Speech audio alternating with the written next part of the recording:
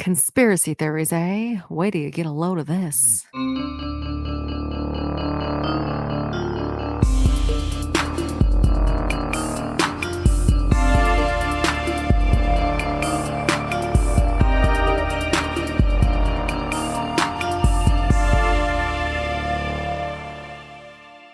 Hello, and welcome to Crack Sisters Conspiracies. We're a podcast that covers conspiracy theories, mysteries, and all over spooky shit. My name is Cassandra.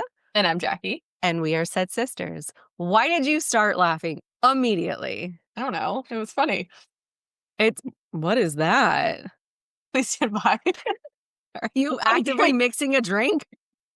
The suspense is killing me. It's like a Mai Tai. Oh, okay. Yeah. Wanted it to be extra cold. There you go. What's up? Oh, not much. Just it is the day before Easter, and so I am scrambling to do all the things to make it magical. Oh, how fun. Yeah, we just did our annual, Cool Whip eggs. Oh, but yes. We didn't make as many as we normally do because eggs cost a fortune. I know, they're so expensive. Yeah, what's new with you?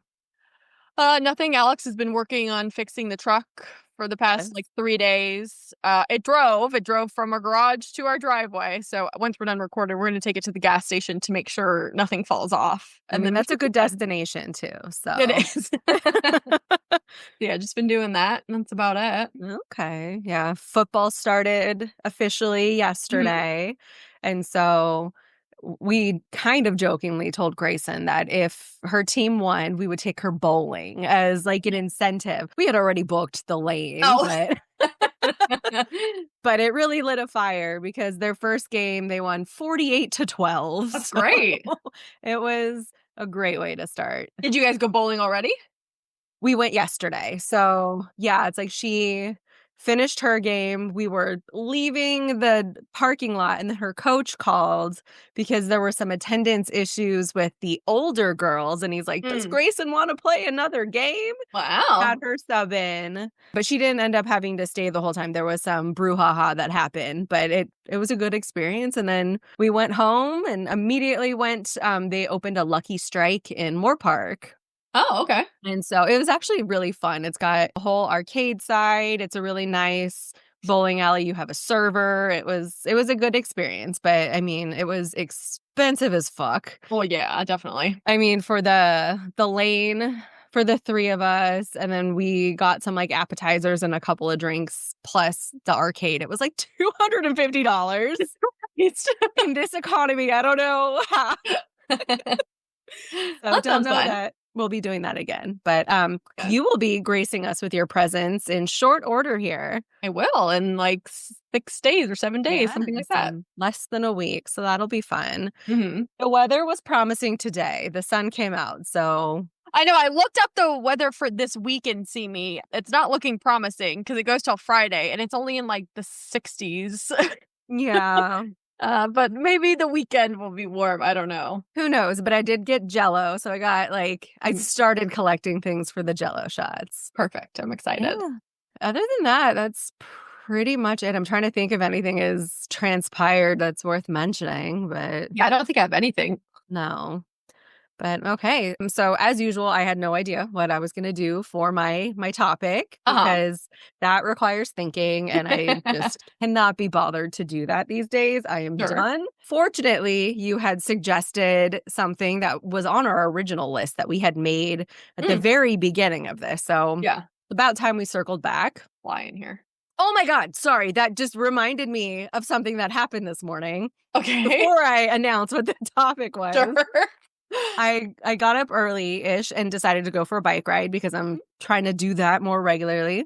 And I was on my way back. Like I had gone to the train station. I was coming back through the wash. And all of a sudden, as I'm like getting ready to go down a hill, a swarm of bees just completely took over the whole road, as wide as it was. Oh, no. Probably 3 feet high. My initial thought was to scream, but I didn't want bees in my mouth. I had a hat on, so I just white-knuckled it, closed my mouth, head down, and barreled through a swarm of bees. I did not get stung. I felt them all over my body. Oh my It was gosh. awful. And as I emerged, thankfully unscathed on the other side, there were people walking up the hill. So I just screamed, "Bees!" as I'm riding with no other context.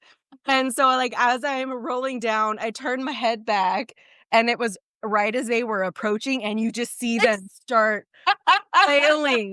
Oh my God. It was such an experience.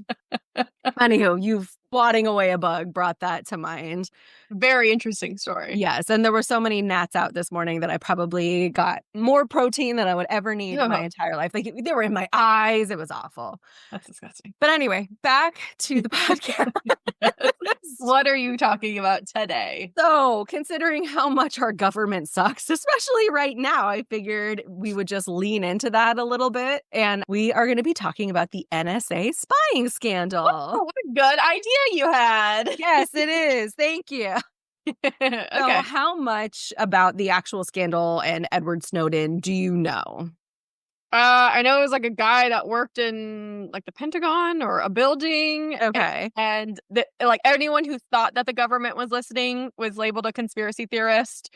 But he's the one that like released the documents saying that they did. And that's about all I know. Okay. So like you, I had like a pretty vague understanding that ultimately the government was spying on us. Yeah. And that's why we all have little FBI agents living in our phone, listening to everything that we say. It's why even just our thoughts magically appear ads that align with that. And I had also seen the movie Snowden. I don't know if you've ever seen that with Joseph Gordon-Levitt. It didn't really resonate with me how shitty like the whole thing was. So ultimately, the spying scandal, it's touted as one of the most significant intelligence leaks in U.S. history. And a long story short, it really just exposed how crazy the surveillance practices within the government really are. And Edward Snowden is the one who had brought it to light.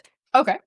So to start, we're going to talk about the agency at the center of the whole thing, which is the NSA, or the National Security Agency. So the primary purpose of the agency is to monitor, collect, and process information and data of both domestic and foreign intelligence and counterintelligence. So the data it's going through are things like phone calls, texts, emails, and internet activity. And they are trying to look for evidence of bad actors in an attempt to thwart terrorism and crime. So they are essentially like digital spies trying to keep the world safe from, you know, all of the brouhaha out there. Okay. Now, who is Edward Snowden? He was a former CIA employee, so you were close. And he was also a contractor for the NSA, like separately. Okay. And in 2013, he had come to the realization that the government was collecting a metric fuck ton of information on like normal people, not just the bad guys that the agency claims that's what the focus was. It was casting a much wider net that anyone expected or really deemed necessary. Because why the fuck do they care what I'm doing? Yeah. Like many others, he thought it was pretty, messed up and wrong, and felt that the public should know, because essentially any aspect of privacy you would think that you have really doesn't exist if your entire life is being mined for the data. And so he ended up copying a bunch of classified secret documents that highlighted what was happening within the NSA and the government. And he leaked the information to a bunch of journalists with the intention of getting the word out to the people to let them do with that information what they wanted. I mentioned how the NSA was pretty much going through every kind of communication anyone had. And so we're going to detail like what that actually looked like for each subtype of communication. And what year are we in? 2013. Oh, I thought it was like the 90s. No, this happened more recently, because you think like all of our electronic communications, we weren't. Well, that's why I'm like, what do they get? Like maybe a computer? But yeah, no, I did not realize it was that recent. Yeah, social media, digital communication, emails, texts, those were all like a booming thing. Like we had really had like personal iPhones and stuff for what, 5-6 years at that point, and that was becoming like a main source of communication. So it was all of that data that they were having access to, not just like Excel spreadsheets from an old like Microsoft computer. So phone records.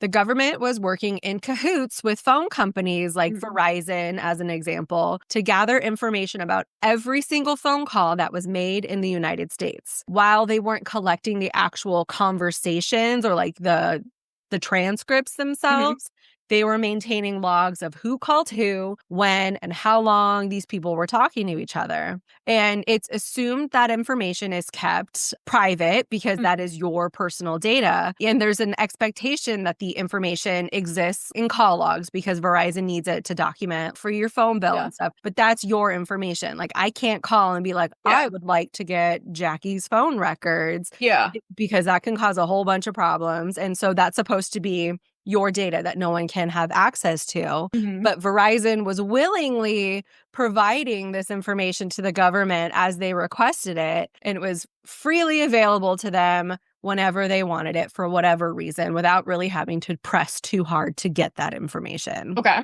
Your internet activity. That's a big one. Yeah. So we have joked a time or two about how us researching like certain topics is going to get us put on a fucking watch list. And like there's some legitimacy to that.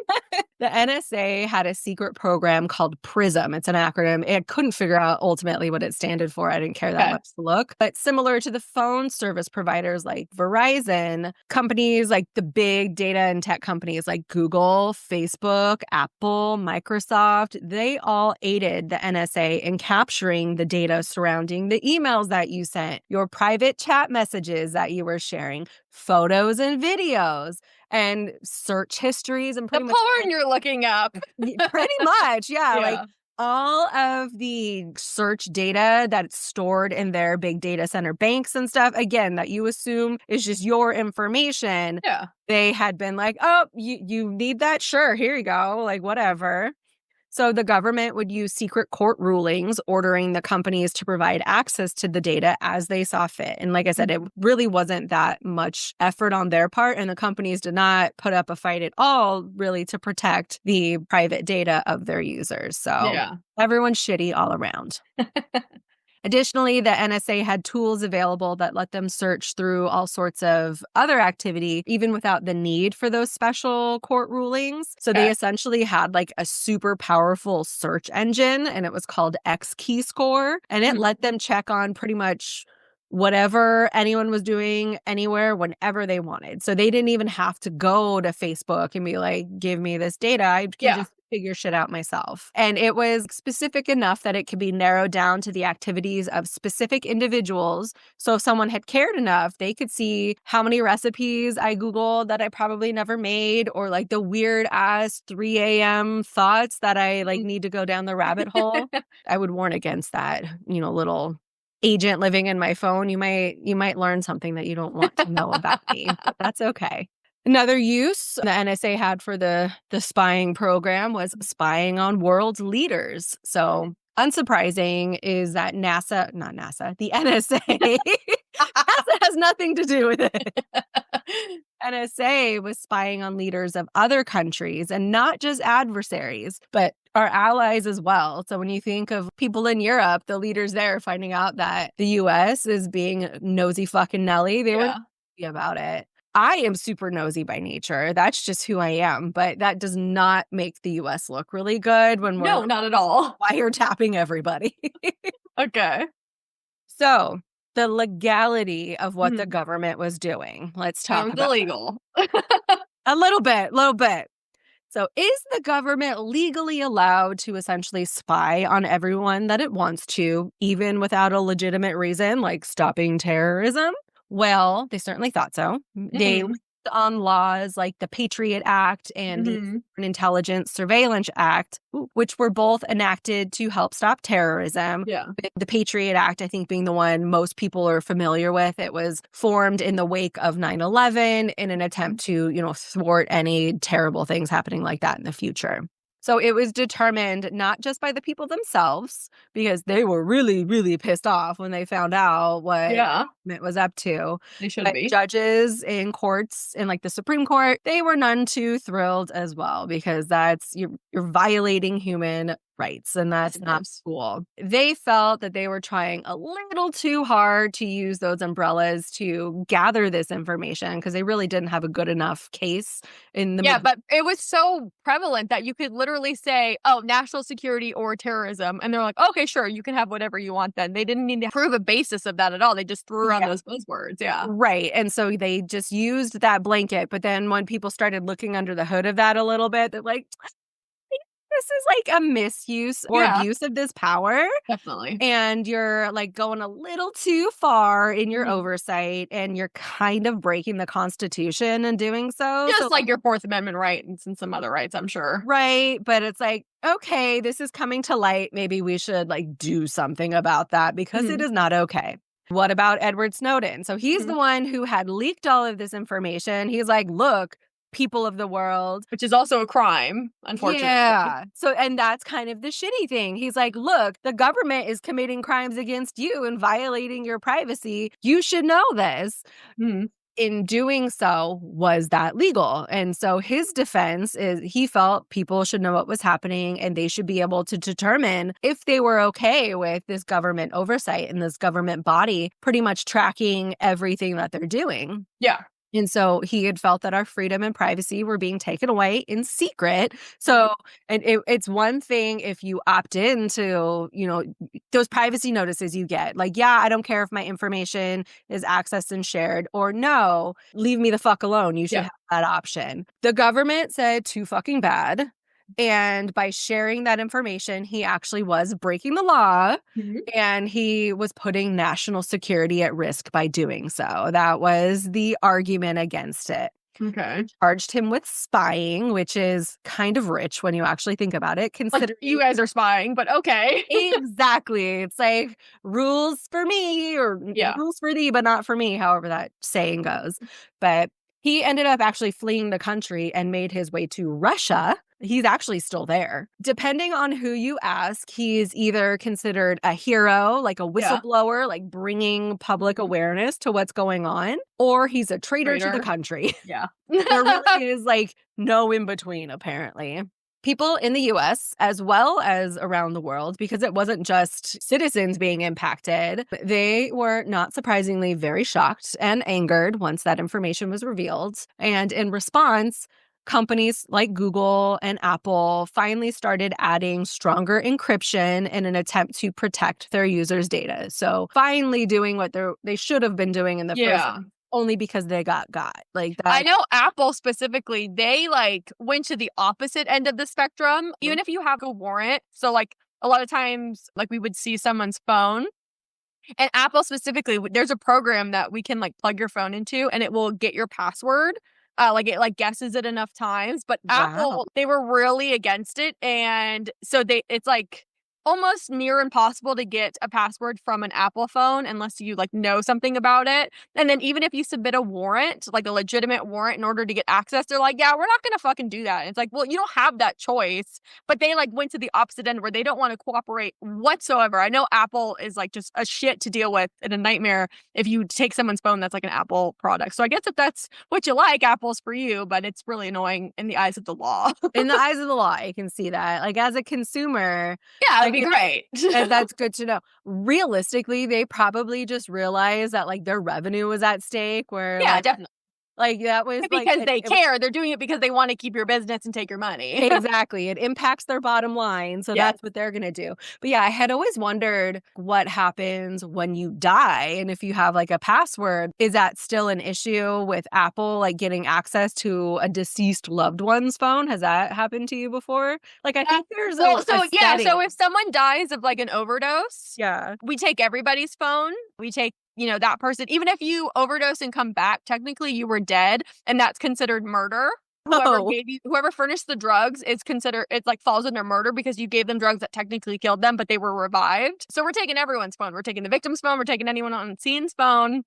And it's just held until a search warrant can be written for all of the phones. So you always collect them and then you figure out what to do with them later. Interesting. Okay. I want to say that I had heard that there's like an indication in case I die, you can grant access for this person. But I mean, that's probably a good idea. I guess, I mean, yeah, but otherwise you would just get a search warrant and say they're dead. What am I going to do? So, yeah, it's not really a big deal. I've never heard of someone like saying, if I die, this person can have access to my phone or something like that. But I don't know. I was just curious.